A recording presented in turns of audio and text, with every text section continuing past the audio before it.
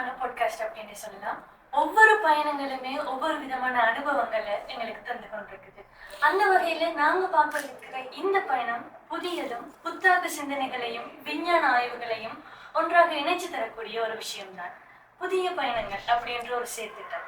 அந்த செயற்திட்டத்துல ஒரு பிரைன் பிஹைண்டா இருந்து அதை செய்து ஒருத்தங்களும் தொடர்ந்து வர ஆட்களுக்கு அதை வழிபடுத்தி கொண்டு இருக்கக்கூடியவங்களுமான ஷியோதமி ஜோகநாதன் அவர்கள் யாழ் ஐடி ஹப்ல ரிசர்ச்சராக ஒர்க் பண்ணி கொண்டிருக்காங்க. அவங்களோட தான் இன்னைக்கு நாங்கள் பாட்காஸ்ட் பண்ண போகிறோம். ஸோ வணக்கம் அக்கா. வணக்கம். வணக்கம் நிதிஷா. ஸோ புதிய பயணங்கள் இந்த டாபிக்கே ஏதோ ஒரு வித்தியாசமான ஒரு விஷயத்தை மாணவர்களுக்கு கொடுக்க போகுதுன்ற இது விளங்குது. ஸோ புதிய பயணங்கள் மூலம் ஒவ்வொரு விதமான கல்வி சுற்றுலாக்களுமே அந்த இடங்கள்ல போய் பிள்ளைகளை எக்ஸ்ப்ளோர் பண்ணி பார்த்து படிக்கும் போது அதுல ஒரு சந்தோஷமும் இருக்கும். அதே நேரத்துல நிறைய விஷயத்த அறிஞ்சு கொள்ளக்கூடிய மாதிரி இருக்கு. அந்த வகையில புதிய பயணம்ன்றது எப்படிப்பட்ட பயணம்? நல்ல விஷயம். நீங்க கேட்ட கேள்வி உண்மையாவே ஒரு சுவாரஸ்யமான விஷயம். இந்த புதிய பயணங்கள் என்ன செய்ய திட்டத்தை பொறுத்தவரையில நீங்க அந்த பேர்லயே பாத்தீங்கன்னு சொன்ன ஒரு விஷயம் இருக்கு, புதிய பயணங்கள். ஆகவே இது தரம் 6 தொடக்கம் 9 வரையான பாடசாலை மாணவர்களுக்கான ஒரு செயற்திட்டம். இதை யாழ் ஐடி ஹப் நிறுவனம் கடந்த 3 வருஷமா நடத்தி கொண்டு வருது. அதே மாதிரி அடுத்த வருஷமும் இது 4வது தடவையாக தொடர்ந்து நடக்கும்போது இந்த பயணம் ஏன் புதிய பயணங்கள் என்ற பெயரில் இந்த செயற்திட்டம் போய்கொண்டிருந்ததுன்னு சொன்னா, இன்றைய மாணவர்கள் தான் நாளைய எதிர்காலங்கள் நம்ம சொல்லலாம். ஆகவே அதுக்கு நிறைய விஷயங்கள் இந்த தொழில்நுட்ப உலகமா இருக்குது. இந்த உலகமே நிறைய விஷயங்கள்ல மாறிக்கொண்டிருக்குது. மாற்றம் ஒன்றே மாறாத மாதிரி நிறைய விஷயங்கள் மாறிக்கொண்டிருக்குது. அதுக்கேற்ற மாதிரி இன்றைய தொழில் வாய்ப்புகளும் மாறிக்கொண்டிருக்குது. அந்த தொழில் வாய்ப்புக்கு தேவையான திறன்களுமே மாறிக்கொண்டிருக்குது. அப்ப புதிய பயணங்கள் என்ற செயற்திட்டத்தின் மூலம் யார் ஐடி ஹப் எங்க செய்ய முயல்கிறதுன்னு சொன்னா, மாணவர்கள்ட்ட இருக்கிற புத்தாக்க சிந்தனை, கிரிட்டிக்கல் திங்கிங் சொல்ற ஒரு விஷயம். மற்றது அவையோட சயின்ஸ், டெக்னாலஜி, என்ஜினியரிங், மேத்தமெட்டிக்ஸ் போன்ற எங்களோட தொழில்நுட்ப உலகுக்கு தேவையான திறன்கள் அல்லது சப்ஜெக்ட்ஸ் அதோட ஆர்வத்தை தூண்டுறதுக்கான ஒரு பிளாட்ஃபார்ம்னு சொல்லி நம்ம சொல்றோம். அந்த பிளாட்ஃபார்ம் ஒன்று தான் இந்த புதிய பயணங்கள் கிரியேட் பண்ணிருக்கு. பிளாட்ஃபார்ம்ன்றதை தாண்டி ஒவ்வொரு மாணவர்கள் அல்லது ஒவ்வொரு சிலரிலையுமே தனியான திறமைகள் இருக்குது.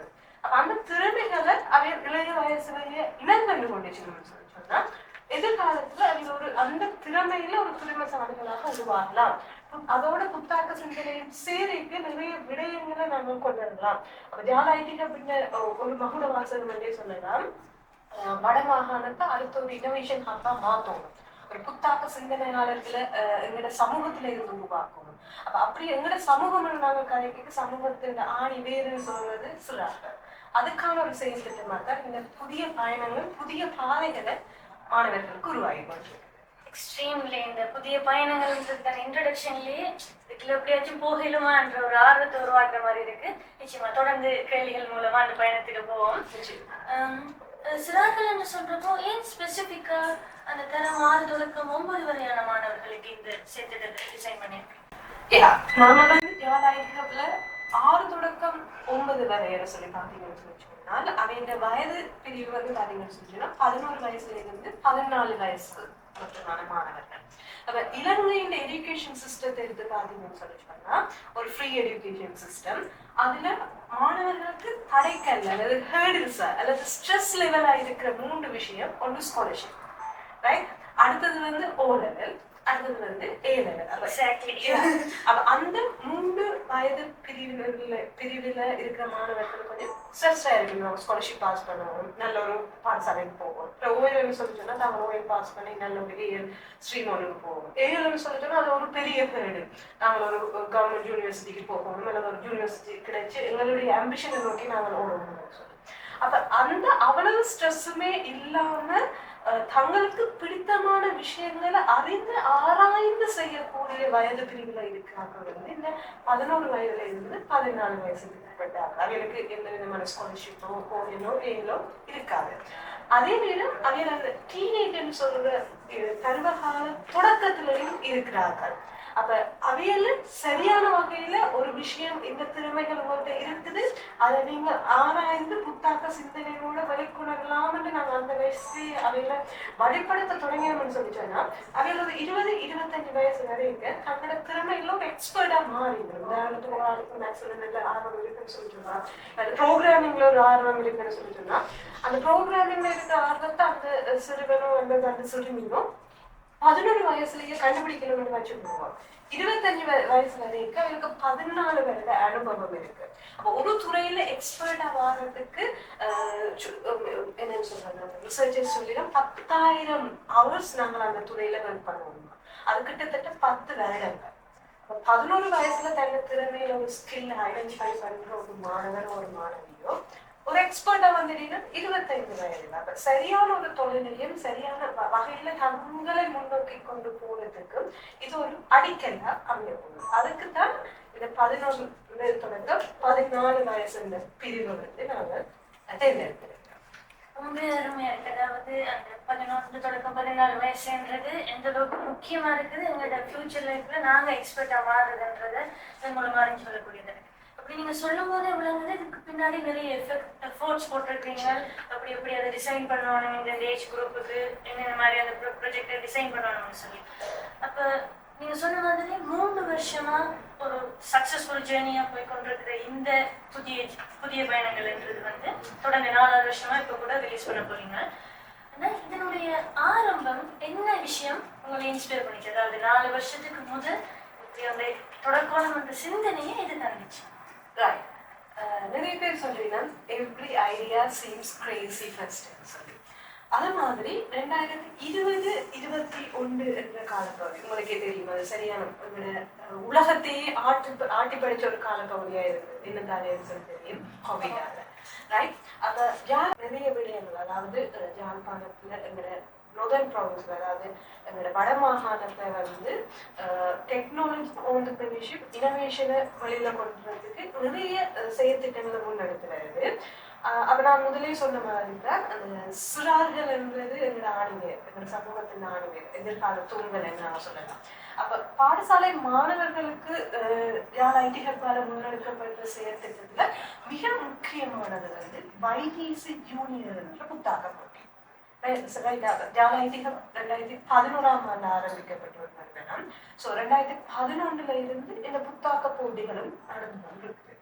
அப்ப புத்தாக்க போட்டி நடந்து கொண்டிருக்க பாத்தீங்கன்னு சொல்லிட்டு 2020-21 கால பகுதிகள், அதாவது YDC யூனியன் 6, 9, 10 நடந்த கால பகுதிகளை வந்து வடமாகாணத்துல யாழ்ப்பாணத்துல பிறகலர் அல்லது யாழ்ப்பாணத்துல எக்ஸ்போஜர் இருக்கிற பகுதியாக தவிர்ந்து ரூரல் ஏரியாஸ் சொல்லி இருக்கிற பாடசாலைகளில் இருந்து மாணவர்கள் இந்த புத்தாக்க போட்டிக்கு பங்கு பெற்ற தன்மை குறைவடைந்து காணப்படுது. அதுக்கு மிக முக்கியமான ஒரு ரீசன் அந்த 20-21 பகுதிகளில் வந்து கோவிட்.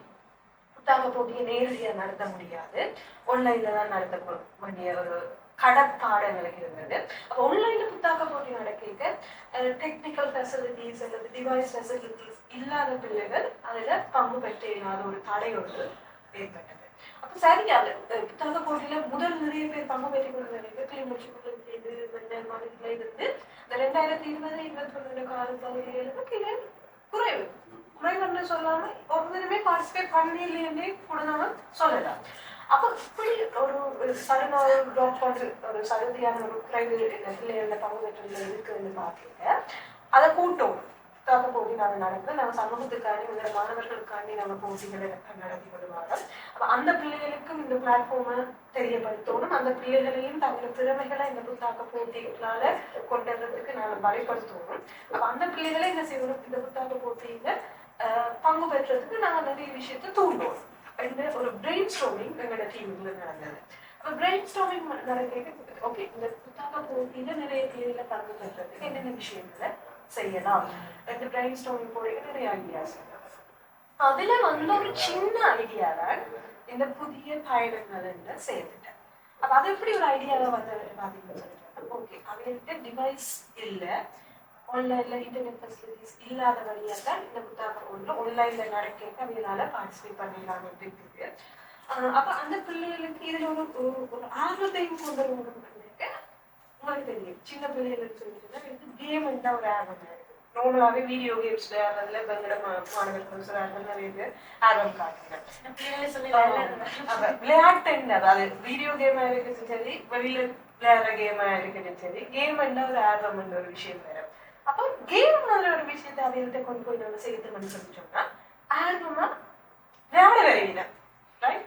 அப்ப கேமுக்கும் கொண்டே சேர்க்கணும், ஆனா ஆன்லைன்லயும் நம்ம கொண்டே சேர்க்கக்கூடாது. அப்ப என்ன செய்யலாம் யூனிவர்சிட்டிக்கு வந்த ஒரு விஷயம் தான் ஒரு level 1, level 2, level 3 என்ன 3 லெவல் கேம் இல்ல. நார்மலா நீங்க ஆன்லைன்ல கேம் விளையாடுறீங்க தெரியும், லெவல்ஸ் இருக்கு. ஒவ்வொரு லெவல் முடிக்க அடுத்த லெவலுக்கு போவீங்க, அது இன்ட்ரெஸ்டிங்கா இருக்கும். அப்ப ஒவ்வொரு லெவலா வச்சுட்டு ஒவ்வொரு லெவலுக்கும் ஒரு ஆக்டிவிட்டி புக் அதாவது ஒரு கைட் புக் மாதிரி ஒன்று செய்துட்டு பிள்ளைகளுக்கு டிஸ்ட்ரிபியூட் பண்ணுவோம். அதை செய்துட்டு அவைகள்கிட்ட வரைக்க அந்த லெவல் 1 முடிக்கிறாங்க லெவல் 2க்கு போகலாம், லெவல் 2 முடிக்கிறாங்க லெவல் 3க்கு போகலாம். எல்லா லெவலும் முடிக்கிறாங்க ஒரு சின்ன பேக்ஸ் எனக்கு ஒரு அவையோட ஆர்வம் இல்லை. அப்ப இப்படி ஒரு கேம் செய்துட்டு அதுக்கு அந்த கேம்ல பார்ட்டிசிபேட் பண்ற பிள்ளைகளை நாங்க பிறகு கண்டக்ட் பண்ணக்கூடிய மாதிரி இருக்கு.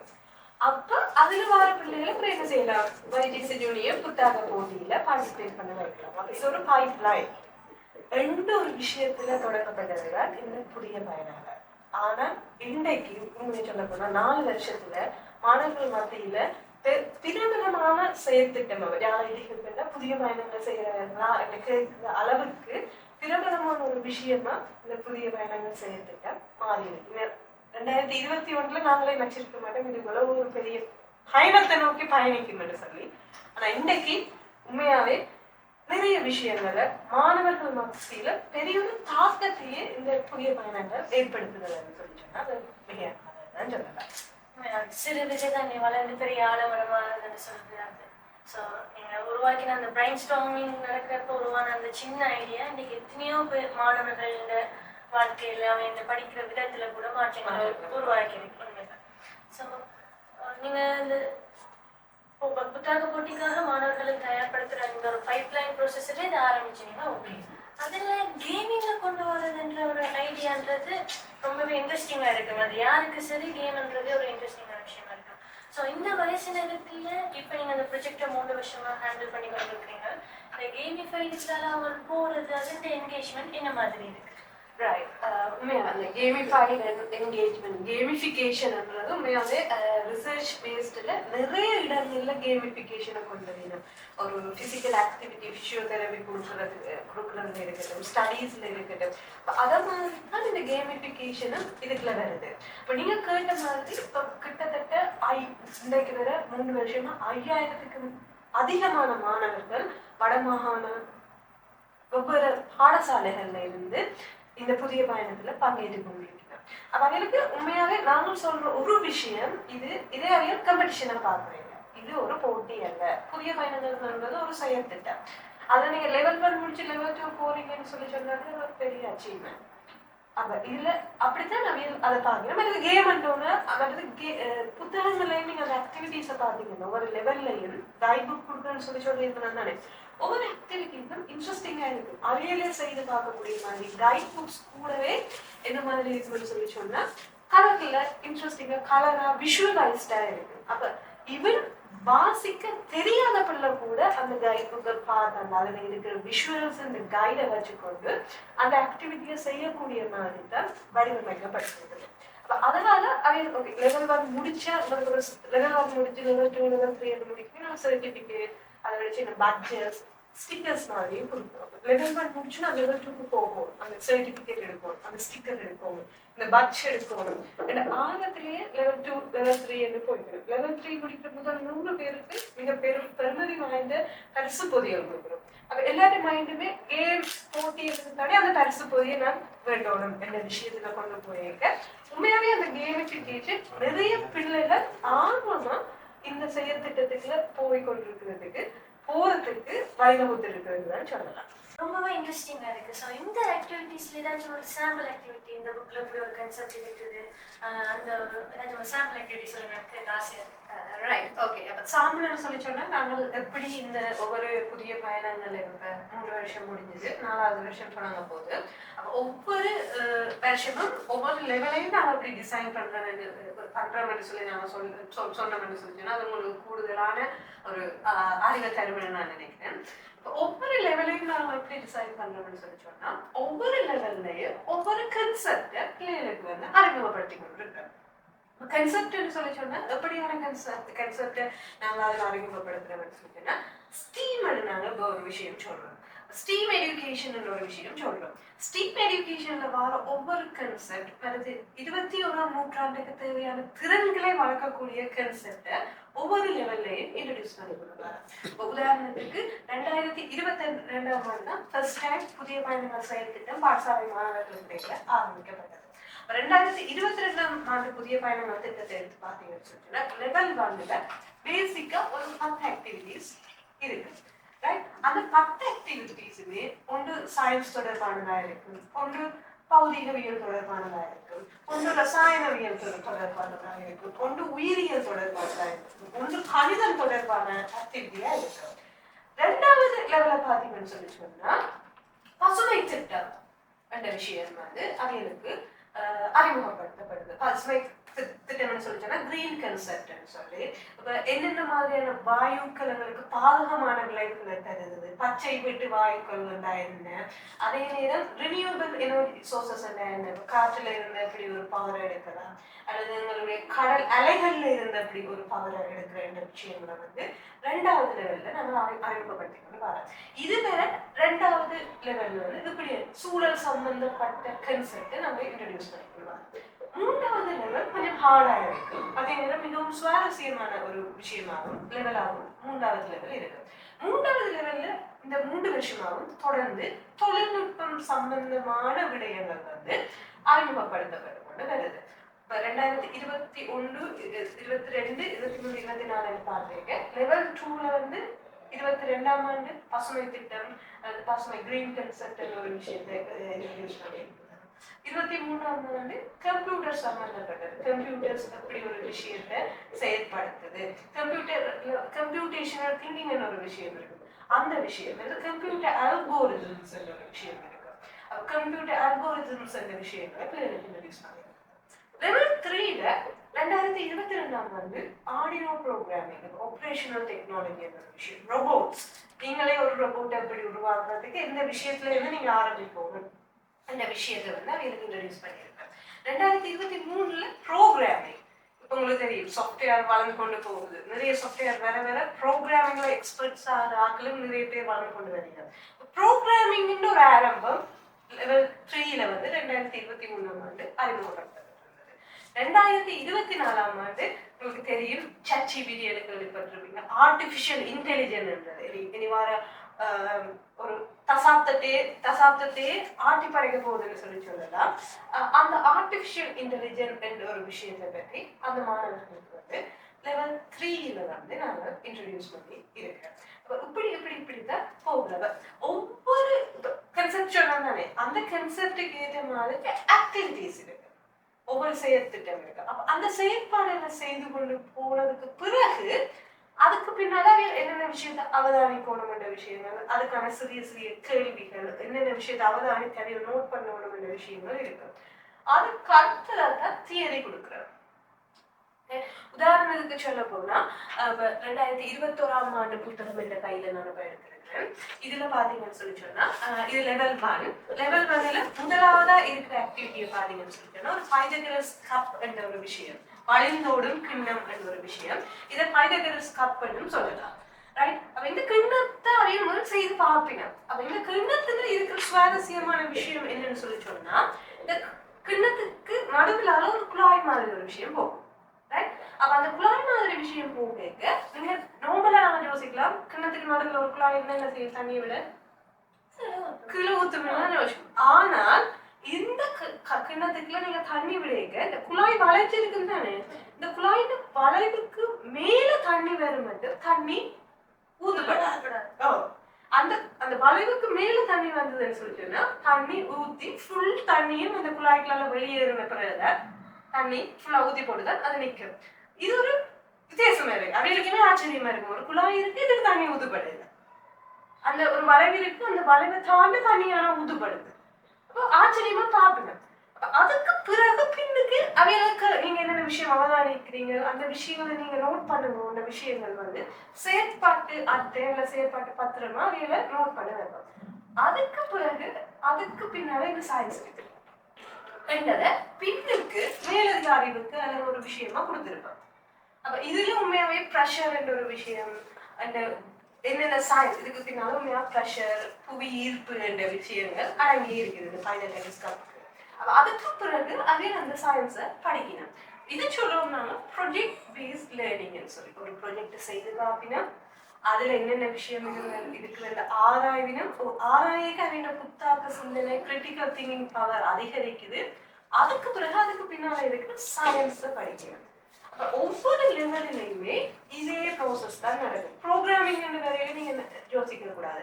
கோடிங்க படிப்பிச்சு அந்த விஷயம் இப்படிதான் கோடிங் எழுதணும் யோசிச்சு செய்யணும் இல்லை. அவையெல்லாம் ஒரு சின்ன ஒரு கேமை அவையெல்லாம் உருவாக்குவீங்க. ப்ரோக்ராம்லயே ஒரு சாஃப்ட்வேர் கேம் உருவாக்கணும். நாங்கள் இந்த முந்தி நோக்கியா போன்ல இருக்கும் பாம்பு போய் ஒரு சின்ன ஒரு போல சாப்பிட அந்த பாம்பு வளர்ந்து கொண்டே போகும். அது வந்து எங்கேயுமே முட்டுப்படாம அந்த பாம்பை நாங்க அசைக்கணும். அப்ப நாங்க 2023 செய்த அந்த பைத்தன் ப்ரோக்ராமிங் என்ற ஒரு விஷயத்துல அவங்க அப்படி ஒரு கேம் அவையிலே ப்ரோக்ராமிங்னால உருவாக்கி கொண்டுச்சுங்க. உருவாக்கிட்டு அதுக்கு அந்த கேம் உருவாக்க தேவையான கோடிங் என்னென்ன விஷயத்தை பிறகு படிச்சுங்க. அது பிறகு அப்ளை பண்ணலாம்.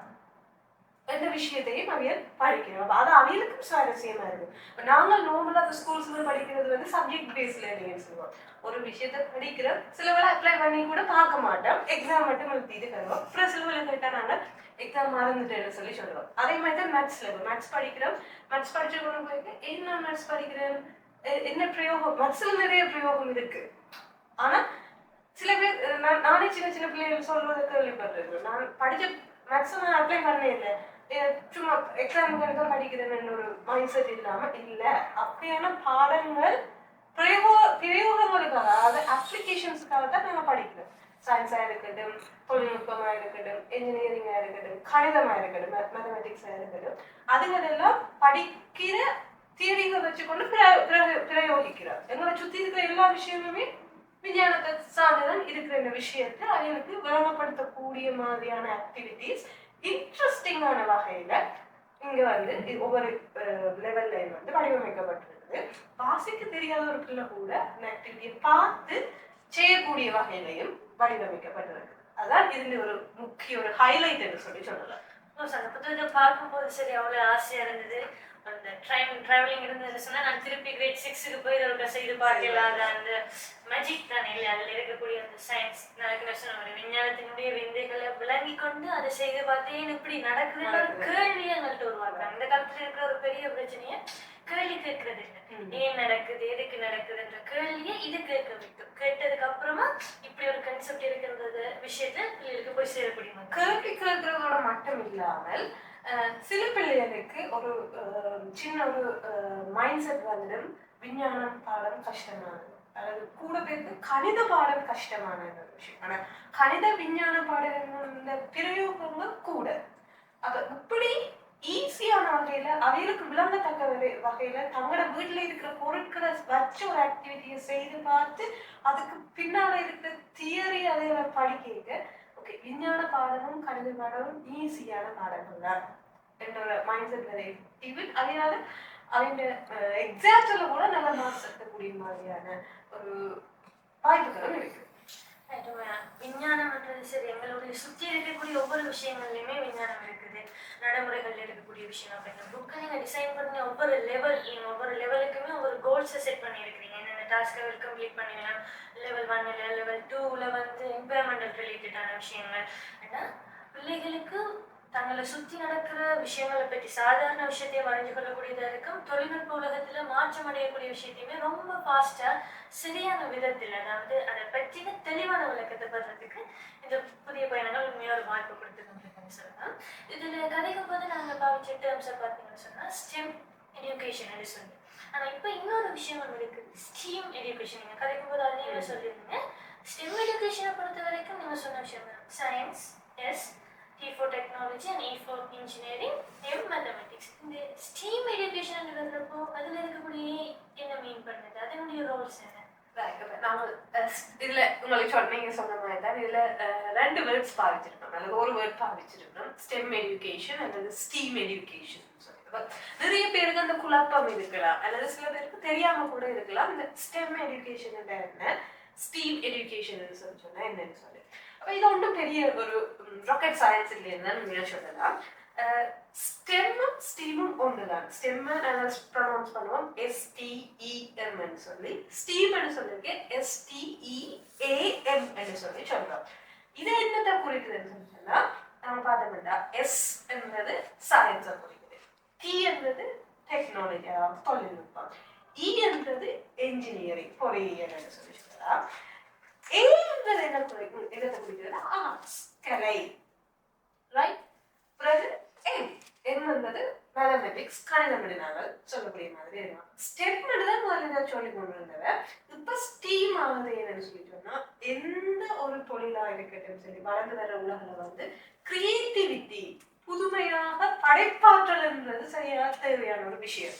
அதைத்தான் நீங்க ஆர்ட்ஸ் என்று சொல்லி ஸ்டீம் எஜுகேஷன் சொல்லி சொல்றோம், ரைட். அப்ப ஸ்டீம் எஜுகேஷன் என்னன்னு சொல்லி சொன்னா நாங்கள் இப்ப வரைக்கும் நாங்கள் அப்படி படிச்சிருக்கோம், சயின்ஸ் தனிய பாடம், மேத்ஸ்ன்றது தனிய பாடம். ஆனா பிரயோகம் என்று வரைக்க எல்லாத்தையும் சேர்த்து தான் நாங்கள் பிரயோகிக்க போறோம். ஒரு ரோபோட் செய்யறோம்னு சொல்லி சொன்னா ரோபோட் செய்யறதுக்கு சயின்ஸ் தெரிஞ்சிருக்கணும், டெக்னாலஜி தெரிஞ்சிருக்கணும், தொழில்நுட்பம் தெரிஞ்சிருக்கணும், அப்படி ஒரு சாஃப்ட்வேர் அல்லது ஒரு ப்ரோக்ராமிங் பில் பண்றது தெரிஞ்சிருக்கணும், மேத்ஸ் தெரிஞ்சிருக்கணும். ChatGPT பில் பண்றதுன்னு சொல்லிட்டோம்னா அதுக்கு பின்னால ஒரு பெரிய ஒரு மேத்ஸ் இருக்கு, ரைட். அப்ப பிரயோகம் அப்ளிகேஷன் என்று வரைக்க இந்த துறைகள் வெவ்வேறா இருந்தாலும் பிரயோகம் என்று வரைக்க அந்த துறைகள் அல்லது அந்த சப்ஜெக்ட்ஸ் அந்த பாடங்களோட பிரயோகம் ஒன்றாத்தான் இருக்க போகுது. அப்ப நாங்க தனித்தனியே படிக்காம ஒரே அடியா ஒரு பிள்ளை அல்லது ஒரு மாணவர்கள் அல்லது நாங்களே படிக்கும் போது நாங்களே எல்லா விஷயத்தையும் ஒன்று சேர படித்து கொள்ளக்கூடிய மாதிரி இருப்பாங்க.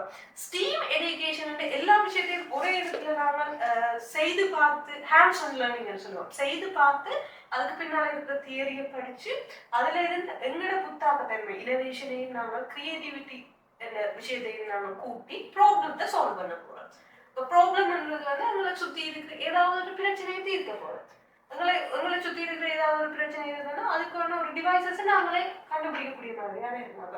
இந்த கிரியேட்டிவிட்டி, கிரிட்டிக்கல் திங்கிங் அல்லது ப்ராப்ளம் சால்விங், இனோவேஷன் என்ற எல்லாத்தையும் சேர்த்து ஒருங்கிணைத்து பாடங்களை தனித்தனியை பிரிச்சு பார்க்காம எல்லாத்தையும் சேர்த்து மாணவர்கள் திறன்களை வளர்க்கிற ஒரு விஷயம் தான் இந்த ஸ்டீம் எஜுகேஷன் ஒரு விஷயமா. வேறு ஒன்றுமே இல்லை, எல்லா விஷயத்தையும் ஒழுங்கு செய்யற ஒரு விஷயத்தை செய்து பார்த்து படிக்க போயிடும், அதுதான் இந்த ஸ்டீம் எஜுகேஷன். ஓகே, ரொம்ப நன்றியோட. ஸ்டீம் எஜுகேஷன், ஸ்டெம் சம்பந்தமாக இருக்கக்கூடிய தற்போதைய எஜுகேஷன் சிஸ்டத்தை பொறுத்த வரைக்கும் இந்த 2 வேர்டிங்குமே ரொம்ப ரொம்ப முக்கியமான விஷயம்னா அது எந்த அடிப்படையானதுன்றது தெரிஞ்சு கொள்ளணும்ன்ற ஒரு ஆர்வம் எல்லாருக்குமே இருக்கு. ஆக்சுவலாக எனக்குமே இருக்குது, ஏன் அப்படி சொல்றாங்க எஜுகேஷன் எல்லாத்தையும் ஒன்றா சேர்த்து பாருங்க, ஏன் தனித்தனியா பாக்குறீங்க, எல்லாத்தையுமே ஒன்றா சேர்த்து பாருங்க. இந்த பிரயோகம் எங்க நாங்கள் இந்த விஷயத்தை பிரயோகிக்கிறோம், என்னத்தை படிக்கிறோம், அதை எங்க பிரயோகிக்கிறோம், ஏன் படிக்கிறோம் என்ற விஷயம் மிக முக்கியமா இருக்கு. ரொம்ப அருமையான வந்து ஸோ இந்த மாதிரி நீங்கள் ஒவ்வொரு ப்ரொஜெக்டையும் டிசைன் பண்ணி ஒவ்வொரு லெவலும் டிசைன் பண்ணி வெற்றிகரமாக 3 வருஷம் இந்த ஜேர்னி போய்கொண்டு இருக்குது. 4 வருஷம் போகுதுன்னும் போது இப்போ இதுக்கு ஒரு மோட்டிவ் இருக்குது தானே, ஸ்டெம் எஜுகேஷன் ரிலேட்டடான ஒரு அண்டர்ஸ்டாண்டிங்கை பிள்ளைகளுக்கு கொடுக்கணுன்றது. இந்த 3 வருஷத்துல உங்களுக்கு கிடைச்ச சக்ஸஸ்ஃபுல் ஸ்டோரிஸ் அல்லது மெமரபிளான ஃபீட்பேக்ஸ் ஸ்டூடெண்ட்ஸ்கிட்ட இருந்தது, அதாவது இந்த ப்ரொஜெக்ட் அதனுடைய சக்ஸஸான சரியான மோட்டிவான பிள்ளைகளுக்கு ஸ்டெம் எஜுகேஷன் தொடர்பான ஸ்டீம் எஜுகேஷன் தொடர்பான ஒரு நல்ல ஒரு அண்டர்ஸ்டாண்டிங்கை கொடுத்துருக்குது, இன்ட்ரெஸ்ட்டை கிரியேட் பண்ணியிருக்கிறதுக்கான ஒரு சக்ஸஸ்ஃபுல் மெமரிஸ் ஷேர் பண்ணுங்க. என்னன்னு சொல்லி சொன்னா 1 இல்லை 2 இல்லை, ரைட். கிட்டத்தட்ட 5000 மாணவர்கள் இந்த அட்லீஸ்ட் ஒரு நிலையில லெவல்லையாவது பார்ட்டிசிபேட் பண்ணிட்டு அந்த இம்பேக்ட் ஸ்டோரிஸ் நிறையவே இருக்கு. ஆயிரக்கணக்கான மல்டிப்ளை பண்ணி கொண்டு போய் கொண்டிருக்கு. இந்த ஸ்டோரிஸை பற்றி வேணும்னா நாங்கள் இதில் லிங்க் கொடுக்கலாம், அந்த லிங்க்ல பார்த்தார்கள் தெரிஞ்சு கொள்ளலாம். ஸ்டோரிஸ்ன்றது தனியாக மாணவர்கள் ஸ்டோரிஸ் மட்டும் இல்லை, ஜாலாய்டிகளோட சேர்ந்து இந்த புதிய பயணத்துல ஒர்க் பண்ற டீம்ஸ் இந்த ஸ்டோரியா இருக்கட்டும், டீச்சர்ஸ் இந்த ஸ்டோரியா இருக்கட்டும், பிரின்சிபல் இந்த ஸ்டோரியா இருக்கட்டும், பெற்றோர்கள் இந்த ஸ்டோரியா இருக்கட்டும், அப்ப நிறைய ஸ்டோரி இருக்குது. இருக்கிற ஸ்டோரிஸ்ல எங்க நாங்க கொடுத்துடுவோம் அதிலே பார்க்கலாம். உண்மையா இந்த ஒரு சின்ன ஒரு உதாரணம் நான் சொல்ல ஒரு செஞ்சோன்னா, நாங்கள் நிறைய பேர் வாலண்டியர்ஸ் ஜாலாய்டி வந்து ஒரு தன்னார்வல நிறுவனம், நிறைய வாலண்டியர்ஸ் பார்ட்டிசிபேட் இதுல இப்படியான இனிஷியேட்டிவ்ஸ்ல எங்களுக்கு உதவியா இருப்பினோம். அதே நேரம் டீம்ஸ் இருக்கு, புதிய பயணம் சொல்லிச்சலைக்கு புதிய பயணம் செய்யக்க புதிய பயணத்தை செயற்படுத்துற டீம் இருக்கும். அப்ப நாங்கள் டீமா என்ன செய்யணும்னு சொன்னா, ஒவ்வொரு ரூரல் ஏரியாவில் இருக்கிற பாடசாலைகளுக்கும் நாங்கள் நேர விஜயம் செய்வோம்.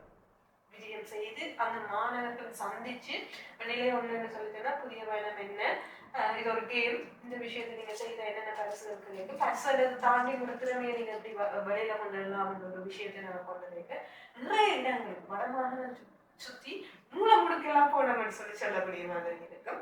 அப்படியான இடங்களுக்கு போயிருக்க நாங்களே நிறைய இப்படி எல்லாம் இடம் இருக்குதா, ரூரல் ஏரியாஸா இருக்குதா, ஆனா அந்த பிள்ளைகளுக்கு திறமை இருக்கு. அப்ப அப்படியான நிறைய விஷயங்கள் இருக்கு. 1 2 தனியா சொல்லலாது. நல்ல ஒரு சக்சஸ் ஸ்டோரி நான் இந்த இடத்துல குறிப்பிடக்கூடிய மாதிரி இருக்குன்னு சொல்லி சொன்னா, நான் இதுல பேர் குறிப்பிட விரும்பல. என்னன்னு சொல்லி சொன்னா, நான் சொன்ன மாதிரி 1000 சக்சஸ் ஸ்டோரிஸ் இருக்குது. 1000 என்ன பெரிய நாங்கள் இதுல சொல்ல வேண்டிய கடற்பாடு வருங்காலத்துல வரலாம். அதனால் ஒரு மாணவர் முல்லைத்தீவு துணுக்காலையில இருந்து ஃபர்ஸ்ட் டைம் ஆர்டினோ ப்ரோக்ராமிங் என்ற ஒரு விஷயத்துக்கு வந்து ஆப்ரேஷன் ரோபோட்டிக்ஸ் செய்கிற விஷயங்கள், சென்சர்ஸ், உணரிகள் என்ற விஷயத்தை எப்படி பாவிச்சு ஒரு நிஜ வாழ்க்கையில இருக்கிற ஒரு பிரச்சனையை எப்படி தீர்க்கலாம் என்ற விஷயங்கள் அவர் கற்றுக்கொண்டது 2022ஆம் ஆண்டு நிலை 3 புத்தகத்தினூடாக. அவர் அதே வருஷம் நான் சொன்ன YGC ஜூனியர் புத்தாக்க போட்டியில கலந்து கொண்டார். இவ்வளவு நாளும் அவருக்கு ஆடியோ ப்ரோக்ராமிங், சென்சர்ஸ் என்ன, உணரிகள் என்ன, அது வச்சு பண்ண என்னென்ன செய்யணும், எந்த விஷயமுமே தெரியாது. இவ்வளவுக்கும் அவருக்கு கம்ப்யூட்டரும் இல்லை. ஆனா ஒரு தன்னுடைய சுய முயற்சியால, சுய ஆர்வத்தால அந்த வருஷம் நடந்த புத்தாக்க போட்டியில தனக்கு இந்த புதிய பயணத்தில இருந்து லெவல் 3 கிடைச்ச அனுபவத்தை அவர் அறிவை வச்சுக்கொண்டு கலந்து கொண்டார். அவர் அந்த வருஷம் ஜட்ஜஸ் ஸ்பெஷல் மென்ஷன் அவார்டையும் பெற்றுக்கொண்ட கூடிய மாதிரி இருந்தது. அவர் கிட்டத்தட்ட என்ன செய்திருந்ததுன்னு சொல்லி சொன்னா, அவருடைய அப்பா ஒரு விவசாயி. அப்ப விவசாயின்னு சொல்லி சொல்லிட்டு தன் அப்பா ஒவ்வொரு பயிரா நடுவதை அவர் பார்த்துருக்கிறார். இப்ப பார்க்க வந்து ஒவ்வொரு பயிரா நடக்கிறதுக்கு நேரமும் நிறைய எடுக்கும், மனித வலுவும் நிறைய தேவை. ஒவ்வொரு பயிரால நாற்று நடவுன்னு சொல்லி சொல்லுவோம் தானே, வயல் சொல்லிட்டு நாற்று நடுவதற்கு நேரமும் நிறைய எடுக்கும், மனித வலுவும் நிறைய தேவை. அவருக்கு அதற்கு ஒரு பிரச்சனை, அல்லது இந்த வேலையை இலகுவாக்குறதுக்கு நான் ஏதாவது ஒரு மிஷின் செய்யலாமா என்ற ஒரு ஐடியா தனிக்கு என்ன செய்தான்னு சொல்லிச்சுன்னா, நாற்று நடுற ஆட்டோமேட்டிக் மிஷின் மாதிரி ஒரு மாடலை கிரியேட் பண்ணிட்டேன். அந்த வயசு இதுதான் அந்த இம்பாக்ட் நான் சொல்றேன். ஒரு விஷயத்தை நாங்கள் அவைகளுக்கு அறிமுகப்படுத்தி விட்டா அதுல இருந்து அவையல் ஒரு ப்ராப்ளம் இருந்தா அந்த ப்ராப்ளத்தை எப்படி சால்வ் பண்ணலாம்னு இனோவேட்டிவா கிரியேட்டிவா திங்க் பண்ணி நாளைக்கு ஒரு பெரிய சக்சஸ்ஃபுல்லான ஆட்களா மாறக்கூடிய மாதிரியான இது ஒரு பெரிய பயணம். சரியா, இது இந்த ஒரு வருஷமோ 3 வருஷமோ 4 வருஷமோ 5 வருஷத்தோட முடிய போற ஒரு விஷயம் இல்லை. இன்றைக்கு 6 தொடக்கம் 9க்கு இருக்கிற மாணவர்கள் இப்படியான விஷயத்துக்கு அறிமுகப்படுத்தப்பட்டு அது வாழ்நாள் பூரா எந்த வாழ்க்கையில ஒரு இம்பாக்ட, ஒரு தாக்கத்தை செலுத்தி கொண்டு இருக்க போற நேர்மறையான தாக்கம் என்றது மிகவும் மிகவும் முக்கியமான ஒரு விஷயமா இருக்கும். இது ஒரு ஸ்டோரி. இப்படி நிறைய ஸ்டோரி இந்த 3 வருஷத்துக்குள்ள நடந்துட்டு இன்னும் நிறைய ஸ்டோரி வெளியிலையும் வரப்போகுது. அதுன்றதான் உண்மை. ரொம்ப அருமை. அதாவது நீங்க ஏற்கனவே சொல்லியிருந்தீங்க, ஒரு கிரேட் 6 to 9 படிக்கிற பிள்ளைகள்ன்றது சரியான விதத்துல நாங்க கொடுத்தோம்னு சொல்லி சொன்னா அவனுடைய வாழ்க்கை காலத்துல எக்ஸ்பர்ட்டா மாறிடணும். 25 வயசுல தாங்க எக்ஸ்பர்ட்டா மாறினோம்னா, ஆனா எனக்கு தெரிஞ்சவங்க இப்பவே பெரிய எக்ஸ்பர்ட்டா அந்த வயசு எனக்கு தெரிஞ்சு நீங்க சரியான வயசுல சரியான ஒரு ஸ்பார்க் அவங்கள்ட்ட ஏற்படுத்தி விடுறீங்கன்னு சொல்லி சொல்லலாம். ஸோ இந்த சக்ஸஸ் ஸ்டோரி நீங்கள் சொன்ன மாதிரி வடமாகாணம் முழுக்க அவ்வளோ பேரோட நீங்கள் போய் செய்யும்போது அது உண்மையாக அந்த புதிய பயணம் எப்படி இருக்க போகுதுன்னா உங்களுக்குமே ஒரு புதிய அனுபவம், அதே சமயம் பிள்ளைகளை தேடி ஒரு புதிய பயணம் வந்து சேரப்போது இல்லையா? இதுல இன்னும் ஒரு விஷயத்தை நான் ஆட் பண்ண விரும்புகிறேன். என்ன சொல்லிங்கன்னா, சில ஸ்கூல்ஸுக்கு போயிருக்க பாதைகள் கூட சரியா இருக்காது. மற்ற தொழில்நுட்பம்னு சொல்ல வரைக்கும் இன்டர்நெட் ஃபெசிலிட்டிஸ் கூட அவங்கள்ட்ட இருக்காது.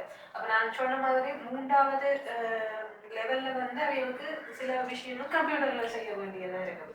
அப்போ நிறைய பிள்ளைகள் என்ன செய்யணும்னா ஸ்கூல் கம்ப்யூட்டர் லேப்ஸை பாவிச்சு கம்ப்யூட்டர் வந்து ஃபெசிலிட்டிஸை எடுத்துக்கொள்ளணும். அதே நேரம் அந்த யாழ் ஐடிஎம் ஆஃபீஸ் கிளிநொச்சியாக இருக்கட்டும், யாழ்ப்பாணமாக இருக்கட்டும், வவுனியாவாக இருக்கட்டும், இப்போ 3 மாவட்டங்களில் இப்போதைக்கு எங்களோட ஆஃபீஸ் இருக்கு, அங்கே போய் செய்யணும். அப்போ தங்கள்கிட்ட தொழில்நுட்ப டிவைசஸ் இல்லை என்னது ஒரு தடை மாதிரி அவைய பார்க்கல. தடைகளையும் தாண்டி பயணிக்கிற ஒரு பயணமாக தான் இது இருக்குது. அதாவது மாணவர்களே சரியான விதத்துல இந்த வளர்ந்து கொண்டு வர இந்த தொழில்நுட்ப உலகத்துல சரியான தகவல்கள், அதாவது ஒரு ப்ராப்ளம் சால்விங் ஸ்கில்லா இருக்கட்டும், அது ஆராயிரம் ஒரு முதல்ல ரிசர்ச் பண்ணி அதில் என்ன பிரச்சனையை ஐடென்டிஃபை பண்ணுறதா இருக்கட்டும், அதுக்கான ஒரு சொல்யூஷனை முன்வைக்கிறதுக்கான தேவையான விஷயங்கள், அதாவது கோடிங்கள் அதை பற்றியெல்லாம் கொடுக்கும்போது அவங்கள்ட்ட இருந்து ஒரு ஸ்மார்ட்னஸ் எங்களுக்கு கிடைக்குது. ஒரு ஸ்மார்ட்டான பர்சனை நாங்கள் சரியான ஒரு பர்சனை நாங்கள் இந்த சொசைட்டியை கொடுக்கக்கூடிய மாதிரி இருக்கு. வடமாகாணம் முழுக்க இந்த ப்ராஜெக்ட் நீங்கள் செய்துட்டு வரீங்க. அப்போ ப்ராஜெக்ட்னு வரும்போதே நம்பர்ஸ் மேட்டர்ஸ்ன்னு சொல்லுவாங்க. அதாவது இந்த ப்ராஜெக்ட் எவ்வளோ பேரை போய் சேர்ந்துருக்குது, எவ்வளோ பேர் இதில் என்கேஜ் பண்ணியிருக்கீங்க, அப்படி ஒரு நம்பர் ஸ்டேட்ஸ் சொல்லுங்க. கட்டாயம். இப்போ நாங்கள் முதலே கதைச்ச மாதிரி ஐடி ஹப் வந்து இது தொடங்கி 3 வருஷம் ஆகுது. அப்போ 2022 முதலாவது வருஷமா இதை செய்ய வந்து நிலை 1 பங்கு பெற்றின மாணவர்கள் எண்ணிக்கை வந்து கிட்டத்தட்ட 1200. அதுக்கு பிறகு 2023 அந்த 1200 3000 மாறிச்சு.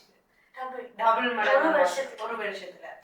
அந்த 2024 அந்த 3000 கிட்டத்தட்ட 5000 மாறி இருக்கு. கிட்டத்தட்ட ஒவ்வொரு வருஷமும் 2000 மாணவர்கள் அதிகம் அளவா இந்த புதிய பயணங்கள் செய்ய திட்டத்துல ஆர்வத்துடன் பங்கேற்று வர்றாங்க. வட மாநிலத்தை பொறுத்தவரையில கிட்டத்தட்ட தரம் 6 தொடக்கம் 9 வரை 72,000 மாணவர்களுக்கிட்ட கல்வி பயணம். அப்ப தூர நோக்குல புதிய பயணங்கள் வந்து இந்த புதிய பயணங்களோட பயணப்பாத வர்ற வருடங்கள்ல வந்து அந்த 72,000 மாணவர்களையும் சேர்த்து பயணிக்க வேண்டும்ன்றதுதான் எங்களுடைய ஒரு நோக்கமா கூடிய விரைவிலே அந்த ஒரு சான்ஸை பெறதுக்கான வாழ்த்துக்கள்.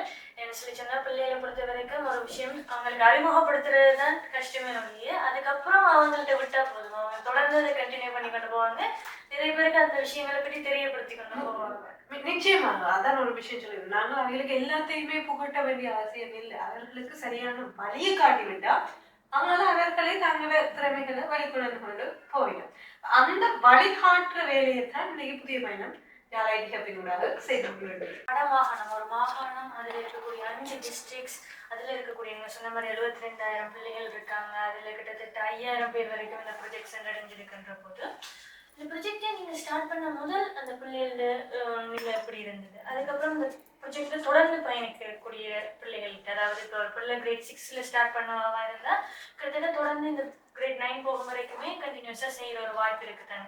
அப்போ அப்படி செய்து கொண்டிருக்கிறார்களே என்ன மாதிரியான மாற்றத்தை நீங்கள் பார்க்குறீங்க? இது ஒரு நல்ல கேள்வி. மாற்றம் அல்லது இந்த ப்ராஜெக்டின் தாக்கம் இம்பேக்ட் என்று சொல்றது வந்து நாங்கள் விஷயம் பண்றதுக்கு இன்னும் நிறைய வருடங்கள் அல்லது ஒரு 4-5 வருடங்களாவது காத்திருக்கணும்னு நினைக்கிறேன். ஆனா நாங்கள் கண்கூடாக நாங்கள் பார்த்த மாற்றங்கள் என்று சொன்னா, உதாரணத்துக்கு கிரேட் 7 ஒரு பிள்ளை அல்லது கிரேட் 6 ஒரு பிள்ளை புதிய பயணத்துல இந்த வருஷம் செய்யணும்னு சொல்லி இந்த வருஷம் செய்து அடுத்த வருஷமும் தொடர்ந்து செய்யணும்னு சொன்னா அந்த ரிப்போர்ட்டிங் ஸ்கில் இருக்குதாங்க. சில பிள்ளைகளுக்கு வந்து நல்ல திறமை இருக்கும், ஆனா அவங்களுக்கு எழுதுறதுல சில பிரச்சனைகள் இருக்கு. இப்பவுமே அப்படி நிறைய பிள்ளைகள் நிறைய பாடசாலைகள்ல படிச்சு கொண்டு இருக்கிறோம். அந்த எழுதுற திறமைகள்ல அவங்களுக்கு கொஞ்சம் கஷ்டம் இருக்கிறபடியா அவையனால நல்ல ஒரு மார்க்ஸ் வந்து எக்ஸாம்ஸ்ல ஸ்கோர் பண்ண இல்லாம இருக்கு.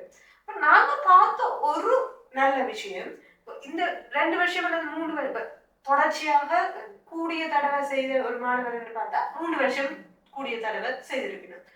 அப்படியே அந்த மாணவர்கள் சில பேர்ல நாங்க பார்த்தோம் போன வருஷம் அதுக்கு முதல் வருஷம் செய்தாக்கள் போன வருஷம் அல்லது இந்த வருஷம் செய்ய வந்து தெரியுதுல்ல. அதே அந்த ஒவ்வொரு ஆக்டிவிட்டி செயற்பாடுகள்லையும் கேள்விகள் இருந்தாங்க. கேள்விகளுக்கு பதில் அளிக்கிற விதத்துல தக்க ரீதியா யோசிக்கிற விஷயம் வடிவா தெரியுது. ஃபர்ஸ்ட் இயர் அவையில் எழுதின விடை இருக்கு, இப்ப 2வது இயர் அவையில் எழுதின விடைக்கும் வித்தியாசம் இருக்கு. ஃபர்ஸ்ட் இயர் என்ன விடயங்களை அவதானித்து இருக்கிறீர்கள் கேட்க ஒரு வரியில ஒரு விஷயம் எழுதி இருந்த பிள்ளைகள் 2வது முறை அந்த புத்தகம் அல்லது புதிய பயணத்துல செய்ய நான் இந்த விஷயத்தை இப்படி அவதானிச்சேனா, இந்த விஷயத்தையும் நான் திருப்பி வித்தியாசமான முறையில செய்ய என்ன அவதானம் வந்தது என்ற விஷயத்த தர்க்க ரீதியா கிளியரா ஆன்சர் பண்ணினேன். அது ஒரு மாற்றம்.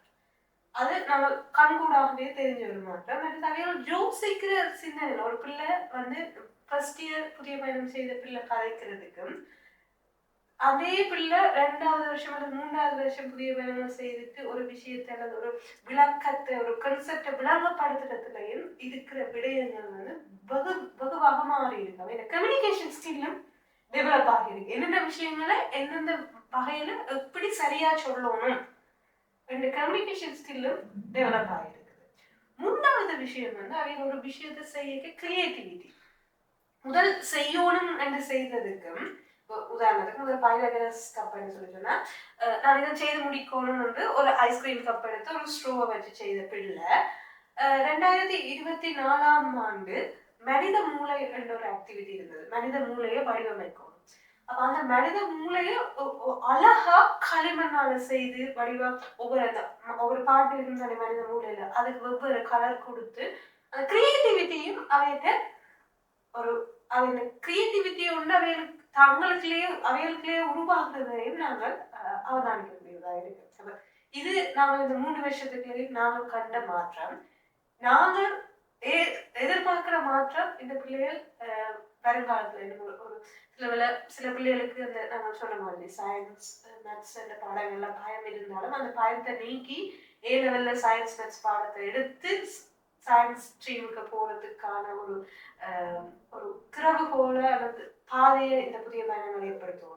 ஸ்டீம் எஜுகேஷன்ல இருக்கக்கூடிய முக்கியமான விஷயங்கள்ல நீங்க சொல்லி இருக்கக்கூடிய இந்த மாற்றங்கள் கிரிட்டிக்கல் திங்கிங், மற்றது ரிசர்ச் ஸ்கில், ரிப்போர்ட்டிங் ஸ்கில்ஸ், மற்றது அவங்க பார்த்து அனலைஸ் பண்ற ஸ்கில்ஸ் எல்லாமே இந்த எஜுகேஷன் துறைகளில் இருக்கக்கூடிய முக்கியமான விஷயம் ஸ்டீம் எஜுகேஷனை பொறுத்த வரைக்கும்.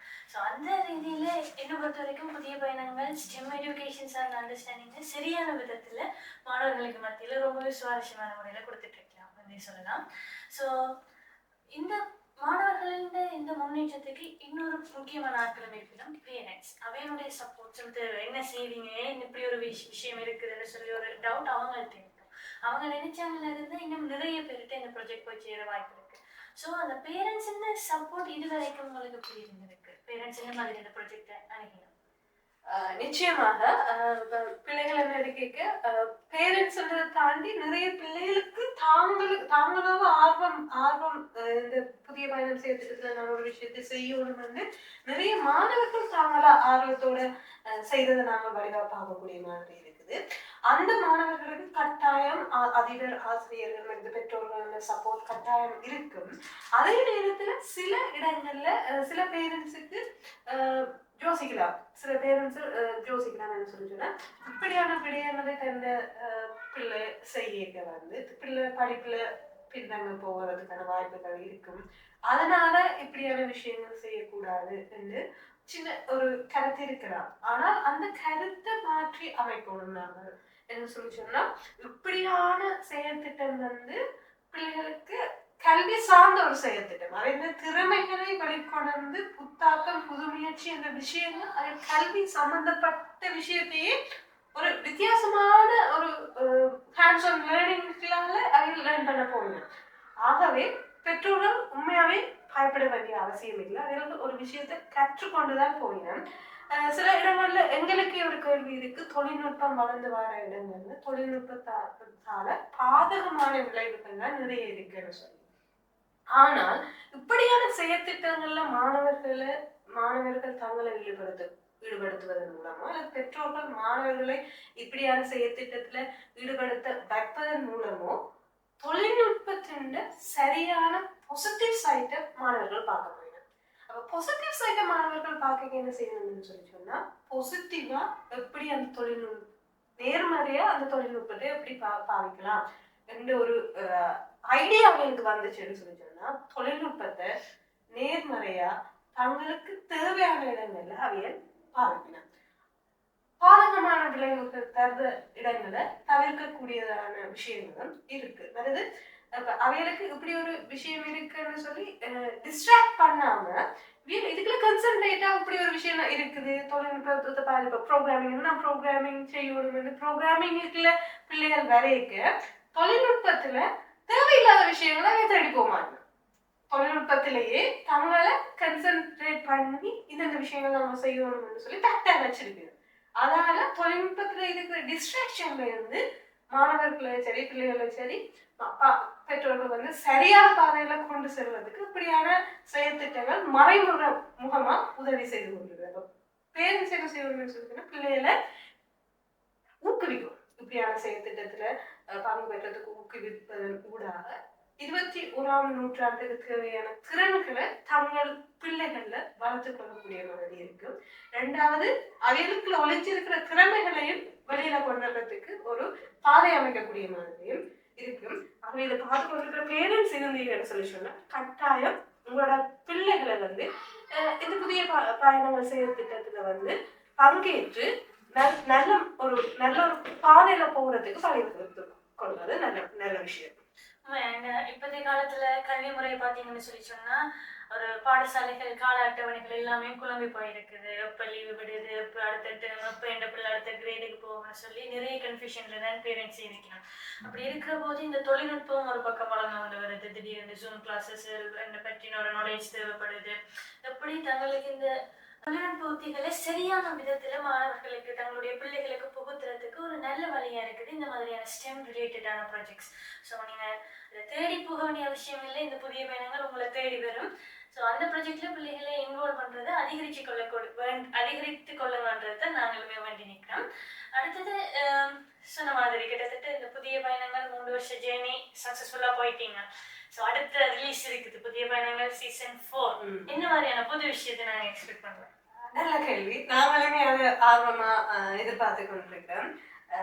இது ஒரு எக்ஸ்க்ளூசிவான ஒரு விஷயம் நாங்கள் இங்க சொல்ல போறோம். புதிய பயணங்கள் சீசன் 4 அல்லது வால்யூம் 4 வந்து 2025ஆம் ஆண்டு ஜனவரி மாதம் கடைசி வாரம் வந்து நிலை 1 புத்தகத்தோட வந்து வழியாக இருக்கிறது. அப்ப உங்களுக்கு இந்த புதிய பயணங்கள்ல நீங்களும் அல்லது உங்க பிள்ளைகளோ சரி உங்களுக்கு தெரிஞ்ச ஏதாவது ஒரு சிறார்கள் வந்து ஜாயின் பண்ணி இந்த வருஷம் 2025 புதிய பயணத்துக்குள்ள தங்களை ஈடுபடுத்திக் கொள்ள வேண்டும் சொல்லிட்டுனா காத்திருங்கள். ஜனவரி மாத கடைசி பகுதியில 2025க்கான புதிய பயணம் ஸ்டார்ட் ஆக இருக்குது. 2025 என்னென்ன விஷயம் வருதுன்னு புக்கை பார்த்து தெரிஞ்சவங்க. இப்ப உங்களுக்கு எல்லா விஷயமும் சொன்னா அதுல ஒரு இன்ட்ரெஸ்ட் இருக்காது. இப்ப புத்தகங்கள் ரிலீஸ் ஆகிக்க என்னென்ன விஷயம், என்ன புது கன்செப்ட், அதான் மிக முக்கியம். ஏஐ படிச்சாச்சு, இனி என்ன விஷயத்த நாங்க படிக்க போறோம்ன்றதான் காத்திருந்து ஜனவரி மாதம் அந்த விஷயத்த நீங்க பார்த்துக்கொள்ளலாம். சஸ்பென்ஸ். ஓகே. அப்போ 2025 ஜனவரி எல்லாருமே ரெடியா இருங்க. ஜனவரி பொங்கலை முடிக்கிறோம், புதிய பயணங்களை தொடங்குறோம். நியூ இயருக்கு ஒரு புது முயற்சியாளராக மாறுறோம். ஸோ அந்த விதத்தில் புதிய பயணங்கள் இதை நீங்கள் சொன்னதுக்கு அப்புறம் என்னால் இருக்கலாம் இருந்துச்சு. அதில் எப்படி அந்த புக் வரப்போகுது என்னன்னு சொன்னால் நீங்கள் கதைச்சிருக்கக்கூடிய விஷயம் சாதாரணமான விஷயங்கள் இல்லை. ஏன்னா இது வரைக்குமே நிறைய பேருக்கு தெரியாது ChatGPT என்ன ப்ரோக்ராமிங் என்ன எந்த அளவுக்கு அது இப்போ வளர்ந்து இருக்குது இம்பார்ட்டண்டாக இருக்கிறதுக்கு அதை நீங்கள் ரொம்பவே இலகுவப்படுத்தி பிள்ளைகளுக்கு கொண்டு போய் சேர்க்குறீங்க.